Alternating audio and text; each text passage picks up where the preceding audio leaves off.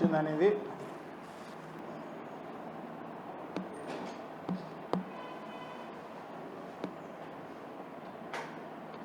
Okay.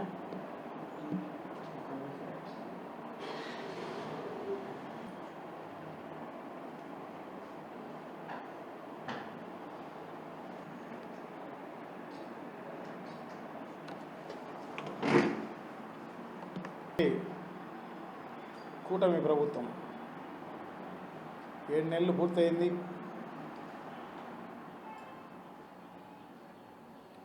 7 నెలల్లో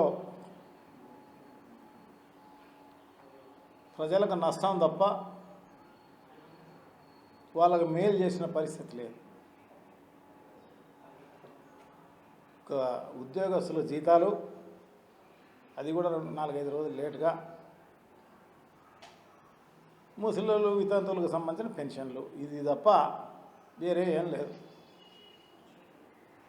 so దాదాపు 1,00,000 కోట్లు అప్పు తీసుకొచ్చి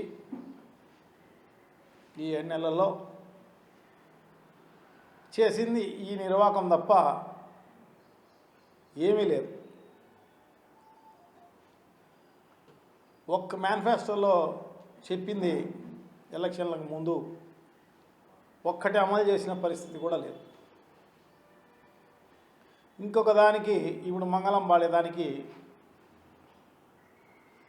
ముందుకు రావడం జరిగింది. ఏమంటే నిన్ననే ఆరోగ్య శాఖ మంత్రి సత్యకుమార్ గారు ప్రభుత్వం యొక్క అభిప్రాయాన్ని చెప్పడం జరిగింది. ఏమంటే ఆరోగ్యశ్రీ ప్రైవేట్ పరం చేస్తున్నాం, ఒక ప్రైవేట్ ఇన్సూరెన్స్ కంపెనీకి ఇస్తాం, 2.5 లక్షల వరకు ఇన్సూరెన్స్ కంపెనీ చూస్తుంది, మిగతాది ఎన్టీఆర్ ఆరోగ్య ట్రస్ట్ ద్వారా ఇస్తారు అని చెప్పేసి చాలా దారుణం.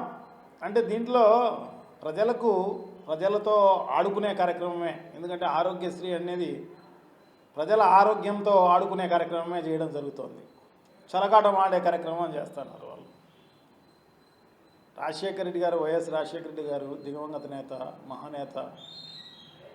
ఆయన ఎంతో ప్రజలకు ఉపయోగపడాలి, ప్రజలకందరికీ కూడా. ఎందుకంటే బీదవాళ్ళు కూడా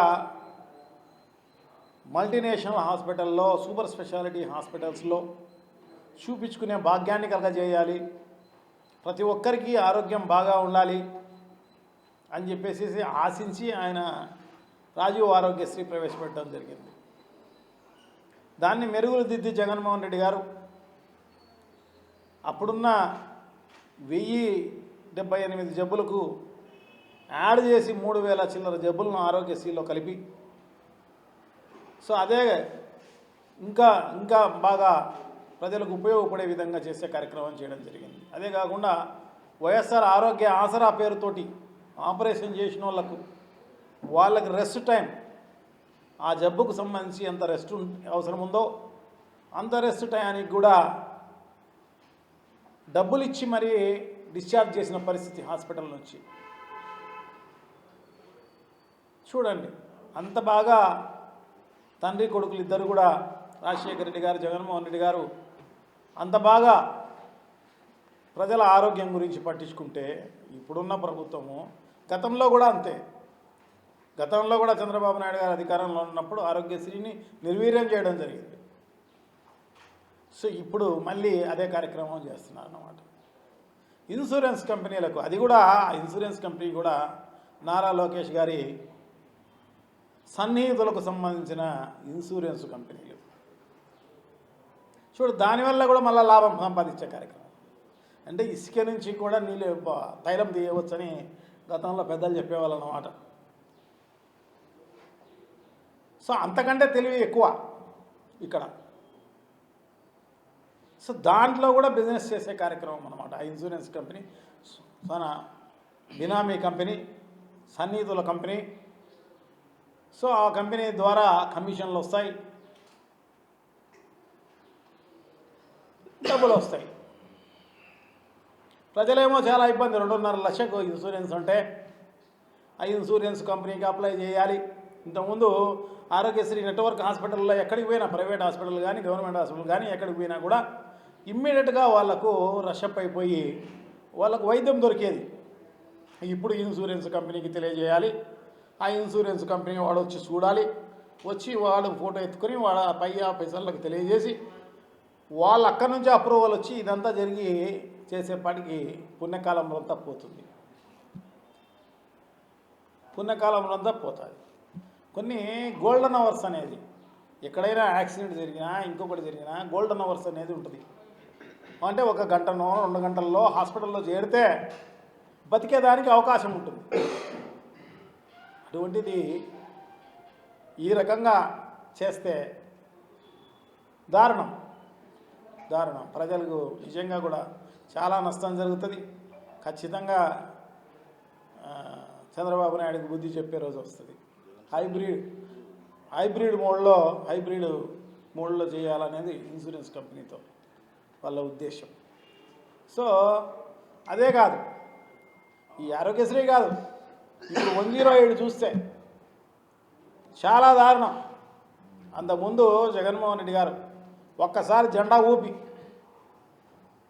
దాదాపు 1080 ఎన్నో అన్ని ఒక్కసారి, ఎందుకంటే గతంలో అంతా కూడా రాజశేఖర రెడ్డి గారు పెట్టిన అంబులెన్స్లే ఉండేటి 108. సో దాని తర్వాత రీప్లేస్ చేసిన వాళ్ళు ఎవరు లేరు. ఇంకా అయ్యే చంద్రబాబు నాయుడు గారి పరిపాలన వరకు కూడా ఆ రకంగానే అయ్యే మెయింటైన్ చేసిన పరిస్థితి. అంటే దాదాపు 10-12 ఏళ్ళు అవి పనిచేస్తాయి. అన్నీ కూడా స్క్రాబ్లో ఎక్కడైనా మెకానిక్ షెడ్లలో ఉండేటి. అటువంటి ఈ పరిస్థితుల్లో జగన్మోహన్ రెడ్డి గారు మళ్ళా అధికారం లేకొచ్చి అన్ని కొత్త అంబులెన్సులు విజయవాడలో జెండా ఊపి ఇనాగ్రేట్ చేసిన పరిస్థితి అన్నమాట. చూడండి ఎంత ప్రజలపైన, ఆరోగ్యం పైన ఎంత మంచి దృష్టి ఉంది వైఎస్ఆర్ కాంగ్రెస్ పార్టీకి అని చెప్పి తెలియజేసుకుంటూ, దాని ఇప్పుడు ప్రజలతో ఆరోగ్యంతో చెలగాటలాడే కార్యక్రమం చేస్తున్న తెలుగుదేశం పార్టీకి ఖచ్చితంగా బుద్ధి చెప్పే రోజు డెఫినెట్గా వచ్చే కార్యక్రమం జరుగుతుంది.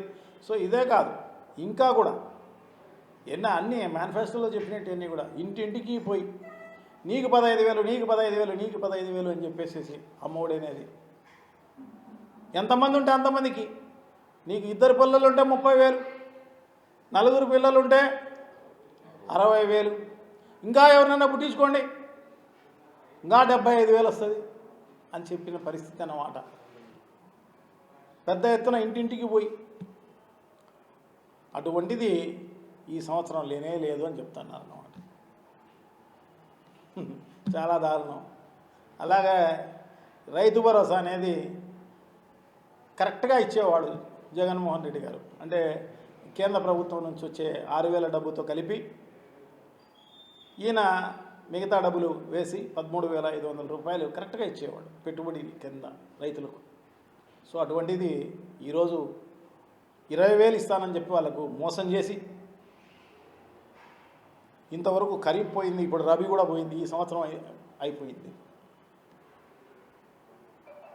అంటే మొన్న ఎప్పుడో క్యాబినెట్ మీటింగ్లో చంద్రబాబు నాయుడు గారు అది ఏదో కేంద్రం నుంచి వచ్చే డబ్బులను బట్టి నెక్స్ట్ ఇయర్ చూద్దాంలే అని చెప్పేసి ఎంత వేగ్గా మాట్లాడే కార్యక్రమం. మేనిఫెస్టోలో చెప్తే మేనిఫెస్టోనే భగవద్గీతగా, మేనిఫెస్టోగానే ఖురాన్గా, బైబిల్గా అంత బాధ్యతాయుతంగా వైఎస్ఆర్ కాంగ్రెస్ పార్టీ పనిచేస్తే ఇప్పుడు మేనిఫెస్టోను చెత్తబుట్టలో వేస్తారని గతంలో చంద్రబాబు నాయుడు గారు గతంలో కూడా అట్లాగే చేయడం జరిగింది. సో దాన్ని కంటిన్యూ చేస్తూ ఇప్పుడు కూడా అదే కార్యక్రమమే అన్నమాట. ప్రజలంటే లెక్కలేదు. అబద్ధాలు చెప్పినా, ఇంకొకటి చెప్పినా, మోసం చేసినా మర్చిపోతారులే, మళ్ళీ మనల్ని ఎన్నుకుంటారు అని చెప్పేసి అనుకుంటున్న పరిస్థితి. సో తప్పకుండా నీ నీ నీ క్యాలిక్యులేషన్ తప్పు. ఖచ్చితంగా నీకు బుద్ధి చెప్పే కార్యక్రమం తప్పకుండా జరుగుతుందన్నమాట. అన్నీ మోసమే. నిరుద్యోగులకు మోసమే, అందరికీ డబ్బులు ఇస్తామని చెప్పి, వాళ్ళకు ఉద్యోగాలు ఇస్తామని చెప్పి, మెగా డిఎస్సి అని చెప్పి, మెగా డిఎస్సి ఇంతవరకు లేదు, ఉద్యోగాలు అస్సలు లేవు, నిరుద్యోగ వృత్తి అంతకన్నా లేదు, ఉన్న వాలంటీర్ల ఉద్యోగాలు కూడా మనం తీసేసే కార్యక్రమం చేయడం జరిగింది. 10,000 రూపాయలు ఇస్తామని చెప్పినాం వాలంటీర్లకు, ఏం చేసినాం?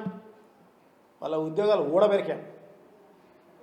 మోసం, దగ.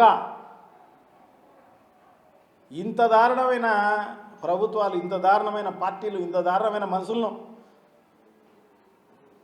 ఎక్కడ చూసిండారు ప్రపంచంలో? ఇక్కడ మాత్రమే చేస్తారు. అన్నీ మోసమే. కరెంటు బిల్లు కొట్టుకుంటే ఈరోజు షాక్ కొట్టే కార్యక్రమం జరుగుతుంది. ట్రూ యాప్ ఛార్జెస్ అసలు లేవు, అసలు తీసుకోం, ట్రూ యాప్ ఛార్జెస్ ఉండేది కూడా తగ్గించేస్తాం అని గొప్పలు చెప్పి